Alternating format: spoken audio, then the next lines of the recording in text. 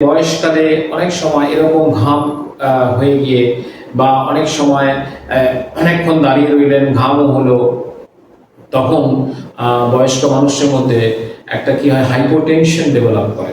Hypotension মানে আপনারা জানেন যে প্রেশার কমে যাওয়া, অত্যাধিক পরিমাণে প্রেশার কমে যাওয়া।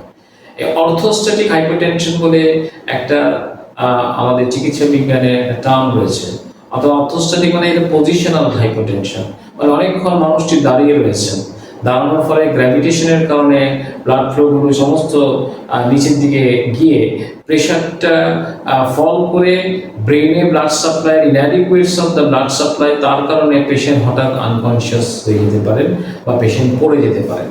ফলে এরকম কোনো পরিস্থিতি কিন্তু অ্যাভয়েড করার একটা উপায় হচ্ছে যে আমরা বয়স্কদের বলবো, সেটা সিজনাল ক্ষেত্রে, শুধুমাত্র গরমকালে বলে নয়, যে কোনো ক্ষেত্রেই তারা যেন একই পজিশনে, অর্থাৎ অনেকক্ষণ দীর্ঘক্ষণ দাঁড়িয়ে থাকা বা দীর্ঘক্ষণ বসে থাকা, এটাকে যেন অ্যাভয়েড করেন।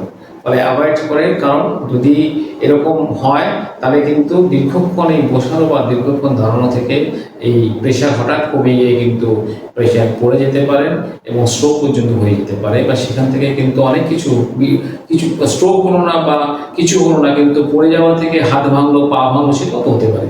ফলে এই জায়গাগুলোকে অ্যাভয়েড করার কিন্তু এটা একটা অন্যতম প্রয়াস।